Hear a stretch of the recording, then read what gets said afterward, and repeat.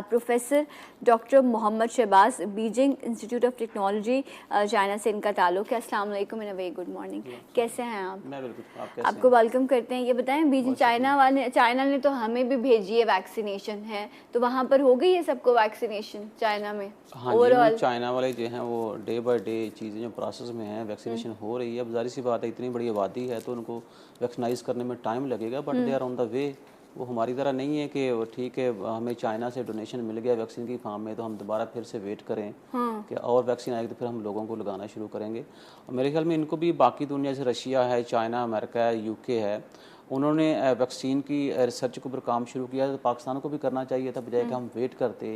लेकिन हमने चूँकि हर मौका हमारे पास आता है हम उसको बड़े अच्छे तरीके से ज़ाया कर देते हैं।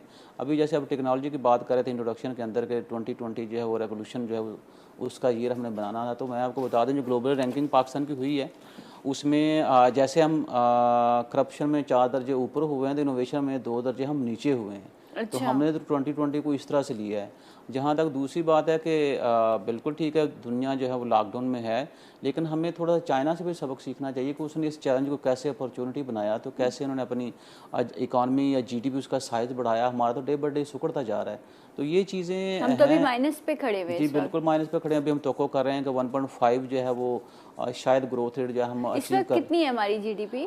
देखें पहले माइनस था, माइनस अब थोड़ा सा पॉजिटिव हुआ। अब ये तो कर रहे हैं कि 1.5 या 2 तक हम अचीव कर लेंगे। अच्छा, लेकिन if I am not wrong तो हम आई थिंक 2016-17 में हम 5 पे थे हमारी जीडीपी। जब गवर्नमेंट इनको दी तो 5.4 था, 5.5% जब ये इस वक्त करंट गवर्नमेंट को जब हमने ट्रांसफर किया उस वक्त इतनी जीडीपी थी। जब हमने पाकिस्तान को ट्रांसफर किया तो उस वक्त जो ग्रोथ रेट था आपका वो 5.4% था। ओके, 5.4 था। लेकिन हमने ये भी तो बात की ना कि हम कर्जे भी तो उतार रहे हैं ना, इसकी वजह से हमारी जीडीपी भी तो कमजोर हो रही है। हाँ जी बिल्कुल, आपने कर्जे उतारे हैं। आपने कहा है जी हमने जब से हम आए हैं तो 25 अरब के हमने कर्जे, 25 अरब डॉलर के कर्जे हमने उतारे हैं। लेकिन दूसरी तरफ आप ये भी बताएं कि पिछले साल आपने जो 5 अरब 11 करोड़ लिया है उसका भी आप बताएं, या वही कर्जे जिसको अपने 25,000 अरब तक पहुंचा दिया है तो वो भी तो आपकी अचीवमेंट है। वो कहाँ, उन कर्जों का क्या करते हैं, हम कहाँ इस्तेमाल करते हैं?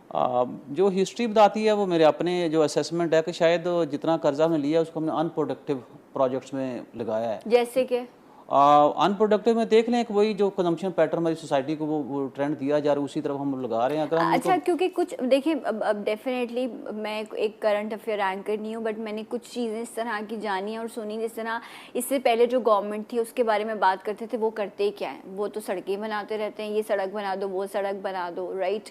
अब ये वाली जो गवर्नमेंट आई है ये एक डिफरेंट पर्सपेक्टिव पे काम करती है। तो एक ऑब्जेक्टिव या एक एजेंडा होता है हर पार्टी का जो हुकूमत में आती है और वो इस तरह से काम करती है।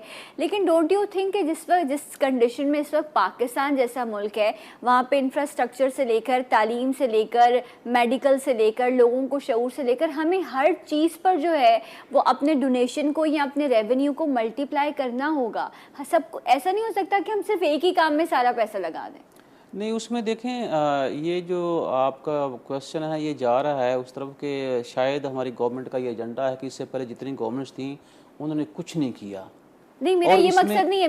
मेरा कहने का मकसद ये है कि उन्होंने एक चीज़ पे फोकस किया और उसको बस ये सोचा कि हमारी तख्ती लग जाए यहाँ पर, यहाँ हमारे पास काम हो जाए। हर चीज़ में रेवोल्यूशन लाने की ज़रूरत है। मेरा कहने का मकसद ये, इंफ्रास्ट्रक्चर बड़ा इंपॉर्टेंट है। आज आप नॉर्दर्न चले जाएँ, कैसे जाते हैं आप? सड़कें बनी हैं तो मैं और आप जा पाते हैं ना। पहाड़ों पर भी इन्होंने सड़कें बना दी हैं ताकि लोग वहाँ पर जा सकें। मुझे वहाँ जाने के बाद अंदाज़ा हुआ कि इंफ्रास्ट्रक्चर की क्या वैल्यू है। हम सफ़र करते हैं, शहरों में रहते हैं, एक से दूसरे शहर जाते हैं, इटसेल्फ इसकी बड़ी वैल्यू है। लेकिन मेडिकल है, तालीम है, बाकी बहुत सारी चीजें, उन पर भी काम होना चाहिए था ना साथ जी साथ। बिल्कुल उसके ऊपर काम होना चाहिए। लेकिन आप ये देखेंगे इस गवर्नमेंट ने क्या काम किया उसके ऊपर, खाली बातें करना या डॉक्यूमेंट्स के अंदर चीज़ों को डेवलपमेंट शो कर देना या जब कहें तख्तियाँ लगा देना, इससे तो डेवलपमेंट नहीं आता। इससे पहले वाली गवर्नमेंट ने भी नहीं किया। हाँ, तो डेवलपमेंट जो है वो तो फिजिकली नजर आपको आना चाहिए।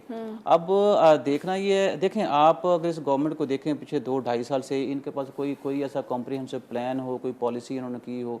इससे पहले 2.5 साल तो वो हम इसी चीज़ को सुनते रहे, जब हम एहतसाब करेंगे, जो पैसा बाहर पड़ा वो हम लेके आएंगे। अभी तक कितनी चीज़ें आई हैं बाहर से, या कितना पैसा बाहर से आपका आया, उल्टा पैसा बाहर जा रहा है आपका। तो इस तरह की चीज़ बाहर से लोग भी अपने इंपोर्ट किए, जो बाहर से लोग एक्सपर्ट हमने किए कि ये पाकिस्तान में आके प्लान बनाएंगे, पाकिस्तान की एक सादी तरक्की जो उसको 4 चांद लगा देंगे। और 4 चांद इतने लगे हैं कि इन्फ्लेशन जो पाकिस्तान के अंदर 10% से भी ज़्यादा हो गया, क्योंकि गवर्नमेंट ये कह रही है कि इन्फ्लेशन आती है 7 या 8% है, लेकिन उसको देखें वो 7-8% जो रियलिटी के साथ मैच कर रहा है। तो ये होना चाहिए कि आपका जो स्टेटमेंट है या आपकी जो अचीवमेंट है उसको जो ग्राउंड रियलिटी उसके साथ मैच भी करना चाहिए। सही। अच्छा, इस वक्त जिस तरह से आप बता रहे हैं कि इकोनॉमिक क्राइसिस है इस वक्त पाकिस्तान में, जो बहुत बड़ा इकोनॉमिक क्राइसिस है, हम अपनी जीडीपी को जहां लेकर जा थी वहाँ नहीं रोक सके, उसको नहीं मैनेज कर सके, हम नीचे आए हैं। इस वक्त जब कोरोना भी है और 2019-20 फिर अब ये 21 में अभी भी आपको नहीं पता कि आगे हालात कैसे होंगे। So what do you think and what is your suggestion कि आप इस इन्फ्लेशन को या इस जीडीपी को बेहतर करने के लिए क्या काम हंगामी बुनियादों पर करने चाहिए?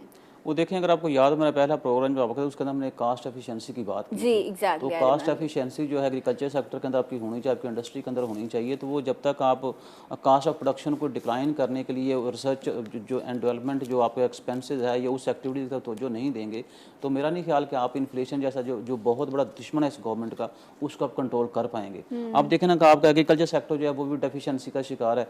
आपका इंडस्ट्रियलाइजेशन की पॉलिसी मुझे बता दें कोई पाकिस्तान में है पिछले कुछ 40 साल से इसके बनाई हुई है, इवन कि बिल्कुल जो PIDC कराची के अंदर है वो मेरे हमें इनफेक्टिव हुआ, कोई काम उससे नहीं लिया जा रहा। तो जब इस तरह से बड़े बड़े इदारे उनको आप खड़े कर देंगे, उसके बाद उनको बिल्कुल आप लॉक कर देंगे, तो फिर यही सिचुएशन होगी। और आप कहते हैं जी अल्लाह का शुक्र है गंदम हम बाहर से इंपोर्ट कर रहे हैं, टमाटर हम इंपोर्ट कर रहे हैं, हम जो चीनी मतलब उसके ऊपर आप कहते हैं कि अल्लाह का शुक्र है कि हम चीनी इंपोर्ट कर रहे हैं, हम और जो हमारी कमोडिटीज़ वो इंपोर्ट कर रहे हैं। तो मुझे बताएं कि बहुत बड़ी कल्टीवेशन लैंड है हमारी, उसके बाद भी हम गंदम और चीनी ये सारी चीज़ें, शायद हमें अगर हम इसको बेहतर तरीके से करते तो हम उन लोगों में शुमार होता जो दुनिया को दे रहे होते ये सारी चीज़ें। ये आपका वही मुल्क है जो पूरी एशिया को खिलाता था। ये कुछ ज़्यादा दूर बात नहीं है, 90s में आ जाए, 2000 के मतलब अर्ली में आप आ जाएं, आपको चीज़ें नजर आ जाएंगी। तो ऐसा अब क्या कर दिया हमने कि जो हमारी सारी चीज़ें जो डेफिशिएंसी, तो वही जो विल पावर वो अक्सर मैं बात करता हूँ कि शायद हम जो हैं वो आते हैं गवर्नमेंट के अंदर कि एक तो मैं इलेक्शन लड़ूंगा इसलिए कि मुझे मिनिस्टर बनना है, दूसरा मैं प्राइम मिनिस्टर हूँ तो मैं इसलिए वो गवर्नमेंट बैठा हूँ कि मुझे 5 साल पूरे करने हैं। तो वो 5 साल पूरे करें, हम आपको कब करें ना पूरे करें, लेकिन वो जो आपके एजेंडा जो आपने आवाम को दिखाया था, ये मंसूबे जो थे जिसकी आपने एक्सपेक्टेशन दी थी लोगों को, तो वो भी कम से कम, मैं ये नहीं कह रहा कि 100% पूरा होना, उसका कम 50% पूरा कर दें तो लोग इसी में खुश हो जाएंगे। नहीं तो फिर वो पॉपुलर स्टेटमेंट्स थे ना, जो वो पॉपुलर थे, लोगों ने और वो पॉपुलर हुए, तभी आप आज यहाँ आकर माशाल्लाह से बैठे हुए भी हैं। और अल्लाह ताला जिसे इज़्ज़त दे उसको सलाम करना चाहिए। लेकिन द पॉइंट इज़ कि सच बात यह है कि इस वक्त आवाम बड़ी परेशान है, लोग बहुत परेशान हैं। जो मैंने ये जुमला बड़ी बात का बहुत बार कहा है, लेकिन आप इसकी तकलीफ़ को समझिएगा कि जो देने वाले हाथ थे वो आज लेने वालों में शामिल हो गए हैं।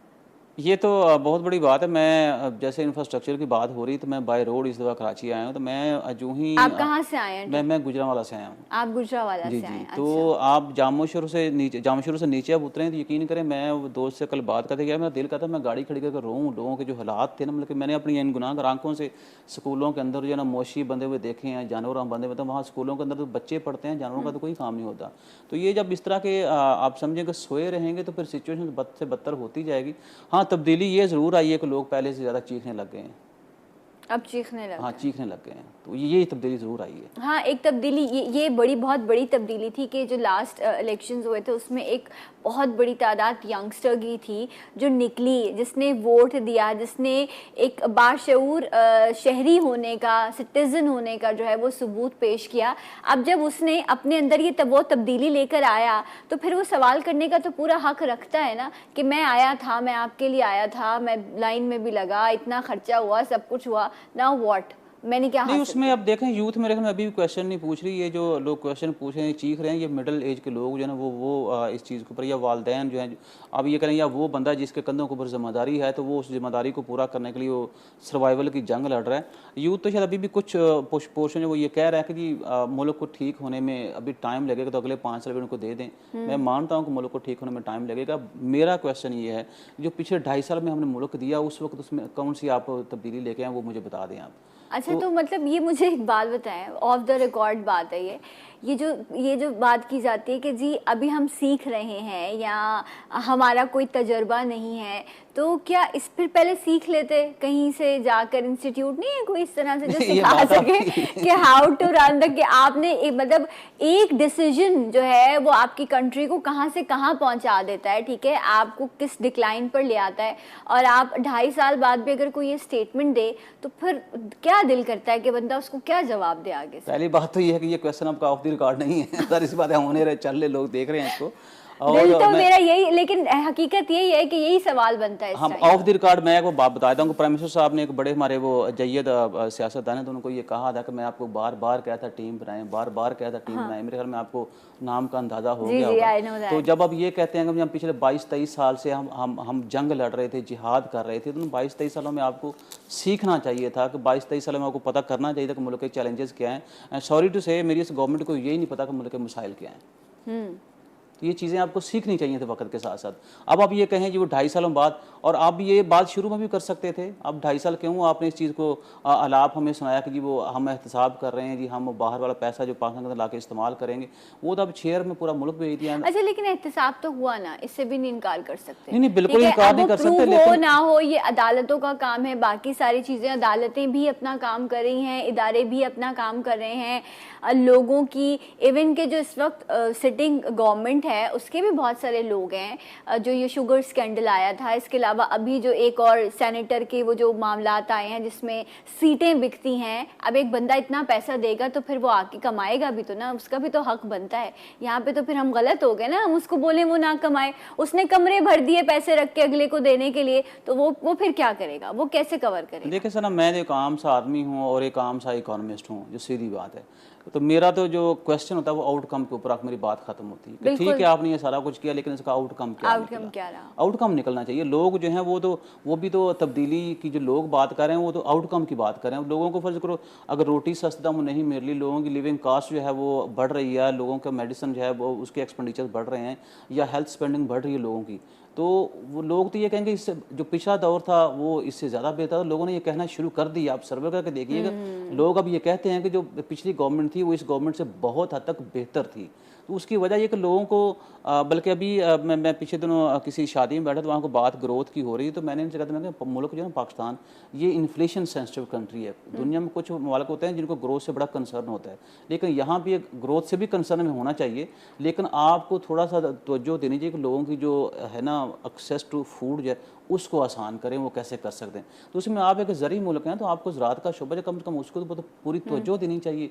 और ये वही शोबा है जो पहले यही एग्रीकल्चर था, इसकी प्रोडक्ट आप एक्सपोर्ट कर रहे थे, अब आप इंपोर्ट कर रहे हैं, तो आपको कब सीखेंगे, अब कब सीखना शुरू करेंगे आप? और आप ये देखें कि वो ममालिक जो हमारे बाद शायद बर्बाद हो गए, तबाह हो गए, आज आप उनको देखें वो अपने पैरों पे खड़े हैं। वहाँ की अवाम ने भी हुकूमतों का साथ दिया, उन्होंने भी बड़ा जो है वो कहना चाहिए कंपोज्ड होके डिसीजंस लिए और वो आगे बढ़े। यहाँ ये मिजाज ही नहीं लगता, जब हुकूमत का नहीं लगता तो फिर वो रियाया भी उसी तरह से आपको रिएक्ट करती हुई नजर आती है। हाँ जी बिल्कुल, वो जाहिर सी बात है ना, वो हमेशा ट्रिकल डाउन चीज़ें होती हैं ना, जब ऊपर आपका एटीट्यूड इस तरह का। आप देखें मैं रात ये बात एक बैठ के सोच रहा था कि बदतमीज़ी जो है वो ज़्यादा नहीं आगे माशरे के अंदर, बहुत ज़्यादा, मतलब कि शायद मैं समझता हूँ कुछ लोग तो ये समझते हैं कि मैं इस तरह से बोलूँगा तो मैं ज़्यादा प्रोमिनेंट लोगों में नज़र आऊँगा, तो शायद इससे जो है ना मेरी पोजीशन जो है वो बच जाए। हालांकि पढ़े लिखे लोग जो होते हैं हमेशा उनको पढ़ी लिखी बात करनी चाहिए और उनके अल्फाज, उनको ज़ुबान, उससे शाइस्तगी जो है वो नज़र आनी चाहिए। तो आप तो हमारे जो लीडर्स हैं वो जनाब एक दूसरे को इस तरह के इल्ज़ामात लगा रहे हैं या इस तरह की बातें कर रहे हैं, तो फिर नीचे भी तो चीज़ें वही होंगी ना। तो ये एक बहुत बड़ा जो कह लें कि मुल्क जो है ट्रामा से गुजर रहा है, हमें जो बिहेवियर इशूज़ हैं उसके ऊपर हमें तवज्जो देनी चाहिए। इकोनॉमिक इश्यूज तो ठीक है, वो तो with the passage of time हल हो ही जाएंगे, लेकिन उससे पहले जब तक मैं रिस्पॉन्सिबिलिटी उसको ओन नहीं करूंगा तो मैं नहीं समझता कि हम इकोनॉमिक इशू भी हल कर पाएंगे। बिल्कुल। और जहाँ तक बात रही कि आपने किसी को जो है बेनकाब करना है या किसी पर आपको पता है कि आप एलिगेशन लगा रहे हैं, वो सारी चीज़ें अब तक आई थिंक ये सारी चीज़ें पैरेलल चलनी चाहिए थी। उसमें जो भी डिसीजन या जो भी बातों का जिक्र किया गया जिनमें बहुत सारे घरों का जिक्र था, जिसमें लोगों को नौकरियां देने का जिक्र था। एक बड़ी तादाद में लोग जो है वो इस वक्त घरों में बैठे हैं, जिनके पास काम था वो काम ख़त्म हो गया। ये जो कोरोना वाला पैच आया, जो पूरी दुनिया ने जिससे जो है वो सबक भी सीखा और लोग वापस अगेन उन चीज़ों को कोप अप करने की कोशिश भी कर रहे हैं, क्या पाकिस्तान में हम इन चीज़ों को पॉजिटिवली यूटिलाइज नहीं कर सकते थे? कर सकते थे, लेकिन हमने नहीं किया। आप जैसे बात कर रहे हैं, घरों की बात कर रहे हैं, आपने वादा किया था लोगों से हम सस्ते घर बना के देंगे, वो कहाँ है वो वादा आपका, कहाँ है वो घर? उसके बाद आपने कहा जी जब हम आएंगे तो हम 1 करोड़ नौकरियां पैदा करेंगे। ये जब से गवर्नमेंट आई है 2 करोड़ 16 लाख लोग जो बेरोजगार हो चुके हैं। ठीक है जी। अब ये है कि अगर ग्लोबल लेवल पे देखा जाए तो तकरीबन 15 से 25% जो इन्फ्लेशन रेट बढ़ चुका है, मैं ग्लोबल की बात कर रहा हूँ। और जाहिर सी बात पाकिस्तान के अंदर भी जो अनएम्प्लॉयमेंट है वो 15 से 25% बढ़ गया है। इसी तरह पाकिस्तान में जाहिर सी बात है, जो कि हम ग्लोबल विलेज हैं, दुनिया पूरी बन चुकी है, तो हम दुनिया के साथ लिंक हैं, तो उसके ऊपर जो इफेक्ट्स हैं हमारे ऊपर भी आने, हम बिल्कुल इसका अच्छे तरीके से कह लें कि मैनेज उसको कर सकते हैं। आपके सामने चाइना ने किया है ना, पूरी दुनिया जो उसका जीडीपी सुकड़ा है, उसने जीडीपी अपना जो उसको एक्सपेंड किया है। तो वो बेसिकली बात ये है कि आपको डोमेस्टिक डिमांड जो है वो आपको डोमेस्टिकली जो आपके रिसोर्सेज अवेलेबल है उसको पूरा करके तो आपको बिल्कुल। जो बार बार रिसोर्सेज की बात हो रही है ना, हम तो इतना हमारी लैंड इतनी रिच है, आप देखिए उन्होंने सहराओं में गुलशन खिला दिए हैं। ठीक है, हर चीज़ आर्टिफिशियल है। कितनी दूर की बात करते हैं, यही मिसाल देते हैं ना, हम 1.5-2 घंटे की ड्राइव करें, आप वहाँ उतरे, एक अनपढ़ शख्स भी बड़ा लाइन में लगा हुआ होता है, क्योंकि उसको यहाँ से प्रोग्रामिंग होती है कि मुझे यहाँ से किक आउट करेंगे, मुझे वीज़ा लगाएंगे, आउट करेंगे। बिकॉज इतनी नेशनैलिटीज, दुनिया की कौन सी नेशनैलिटी है जो वहाँ लैंड नहीं करती है? आपको किस रंग नस्ल का शख्स नहीं नजर आएगा, लेकिन क्या वो लोग उनको सिखाते हैं? एयरपोर्ट पे नहीं सिखाते। उनको ये पता है कि हमने सीख के वहाँ जाना है, वरना हमें वहाँ से निकाल दिया जाएगा। ये उन्होंने अपना एक स्टाइल कैरी किया है और ये उन्होंने पूरी दुनिया को मैसेज दिया है। लोग कहते थे कि वो तो नक्शे पर ही नहीं है, आज वो ऐसे चमकते हैं कि पूरी दुनिया चाहती है कि बस अगर हमने कहीं जाना है तो हमने वहीं जाना है। और वो पढ़े लिखे लोग नहीं थे, उनकी तारीख आप उठा के देख लें, कोई आपको बहुत आलिम फाजिल लोग वहाँ से पढ़े हुए नहीं नजर आएंगे, लेकिन उन्होंने चीज़ों को यूज़ किया। कहीं पैसा यूज़ होता है, कहीं अकल यूज़ होती है, हमारे पास तो दोनों चीज़ें मौजूद थी। देखें, उसमें दुनिया जो हमेशा आपको अपने काम से, जो आप काम करते हैं उससे पहचानती है। दुनिया आपको इस चीज़ से नहीं जानती कि आप हैंडसम हैं, दुनिया आपको इस चीज़ से नहीं जानती कि आप यंग प्राइम मिनिस्टर हैं, दुनिया आपको इस चीज़ से नहीं जानती कि आप रियासत मदीना के प्राइम मिनिस्टर हैं। आप काम करेंगे, दुनिया जो आपको कह लें कि बुलाएगी, इनवाइट भी करेगी, सारा कुछ करेगी। जहाँ तक रिसोर्सेज की बात अभी आप कर रहे थे, मुझे याद है कि मैं 2008 में मेरा पहला इंटरनेशनल सेमिनार था यूनिवर्सिटी ऑफ मलाया में, CPDS में उन्होंने मुझे इनवाइट किया था। तो मैं इस्लामाबाद एयरपोर्ट पे था, तो मुझे एक UNO के डॉक्टर साहब थे, वो मतलब मुझे मिल गए ना, तो वो वैसे बैठे हुए, तो बातचीत हमारी शुरू हो गई। मुझे कहते क्या करते हैं, मैं कहा मैं रिसर्चर हूँ, तभी MPhil का स्टूडेंट हूँ। तो वो उसने बड़ी 2-3 बातें मुझसे बैठे की पूरी इकानमी उसने मेरी खंगाल के रख दी। अच्छा। कहता है यार मैं पिछले 15 साल से यहाँ पे हूँ, and your country has a lot of resources, do something with your political situation. Oh अच्छा। अब इस चीज़ से आप अंदाजा कर लें कि एक बंदा जो पिछले 15-20 साल से पास में, उसको एक्चुअल प्रॉब्लम जो है वो समझ आ गया है, और हमारा मुल्क है, हमारा घर है, हमें अपने मिसाइल की समझ नहीं आ रही। ट्रू। और आप यहाँ देखें, हर शख्स स्किल्ड है ना, औरत देख लें, आप मर्द देख लें, हम तो चलो शहरों में रहते हैं, अगर आप देही इलाकों में, गांव में चले जाएं, वहाँ पर वो जो औरत है, कौन सा ऐसा काम है जो वो नहीं कर सकती? खेती बाड़ी से लेके मवेशी को संभालना, अपने घर में खाना बनाना, it's also a skill, you know, ये स्किल है, बहुत बड़ा स्किल है। लेकिन हमने एक और भी बड़ी चीज़ की, तालीम पर हमने फोकस नहीं किया। ठीक है, हमने हर बच्चा A ग्रेड स्टूडेंट नहीं बनाया, हमने टेक्निकल इंस्टीट्यूट्स भी ख़त्म कर दिए ना उनके लिए, हमने उनको ना सर्टिफाइड किया कि चलो, क्योंकि सर्टिफिकेशन होती है तो दुनिया में जाकर या दूसरी जगह जाकर आपको एटलीस्ट एक मौका मिल जाता है कि आपके पास एक पेपर है, एक डॉक्यूमेंट है दैट यू आर सर्टिफाइड। हमने वो भी नहीं अपने बच्चों के लिए किया, तो फिर हमने क्या किया? हमने कुछ नहीं किया, तो हमें शर्मिंदा होना चाहिए ना, हम वो भी नहीं होते। हम आगे से आर्ग्यूमेंट कर, मुझे ब्रेक लेना है। अच्छा ओके जी, आप क्या कह रहे हैं? अब मैं बात ये कर रहा था कि आप शर्मिंदगी वाली बात कर रहे हैं। मैं अभी रात में एक शादी में थे, अभी आपको पता मेट्रो का मनसूबा जो कराची में साल हो गया कंप्लीट हुआ है, तो वो ये चला नहीं रहे। अब सिंध गवर्नमेंट का ये वफाक का काम है, वफाक कहता है ये सिंध गवर्नमेंट का काम है। तो बात करने का मतलब जो हमारे पास रिसोर्सेज हैं, और यही सिचुएशन लाहौर में भी थी। वो लाहौर में जो ट्रेन ऑरेंज ट्रेन जो है उसको पिछले 2 साल तो पहले बताते रहे बड़ा कॉस्टली मनसूबा है, बड़ा महंगा है, गवर्नमेंट को नहीं करना चाहिए। उसके बाद उन्होंने चलाया, अब चलाने में भी फेल हो गए।